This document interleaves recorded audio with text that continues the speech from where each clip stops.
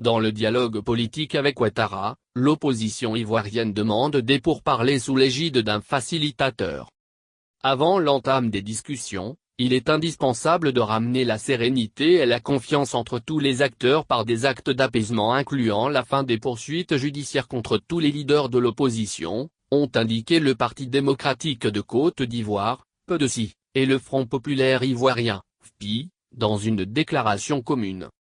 C'est la preuve que bien que la rencontre entre les présidents Ouattara et Bédié ait brisé la glace faisant retomber la tension, elle n'a pas entamé la détermination de l'opposition à échanger en position de faiblesse. Le PDC, dirigé par M.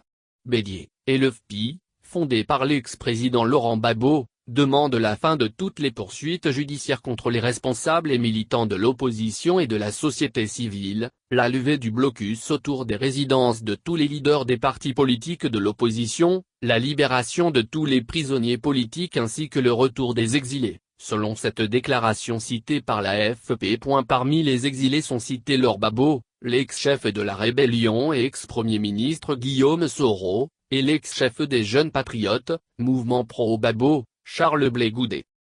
Les deux partis demandent aussi que les pourparlers avec le pouvoir du président Alassane Ouattara soient menés sous l'égide d'un facilitateur.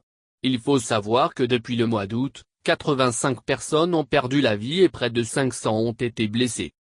Pour rappel, l'opposition conteste la réélection de M. Ouattara pour un troisième mandat, qu'elle juge inconstitutionnel. Charles Blé Goudé a par ailleurs fait savoir dans un communiqué qu'il avait adressé par téléphone à M. Bédié ses félicitations pour son engagement à ramener la paix en Côte d'Ivoire. Guillaume Soro, qui a lancé depuis l'étranger un appel à l'insurrection générale en Côte d'Ivoire après la réélection d'Alassane Ouattara, s'est vu promettre par ce dernier la prison à vie. Des situations judiciaires variées. La justice ivoirienne a lancé des poursuites pour complot contre la sécurité de l'État contre plusieurs leaders de l'opposition, les accusant d'être responsables de violences meurtrières dans le cadre de leur campagne de désobéissance civile contre l'élection présidentielle qu'ils ont boycottée, et d'avoir voulu installer un régime de transition présidé par M. Bédié. Messieurs Gbagbo et Blé Goudé ont été acquittés en première instance de crimes contre l'humanité, lors de la crise post-électorale de 2010-2011, par la Cour pénale internationale, et attendent un éventuel appel, le premier à Bruxelles, le second à La Haye. Le retour de M. Gbagbo est attendu avec ferveur par ses partisans.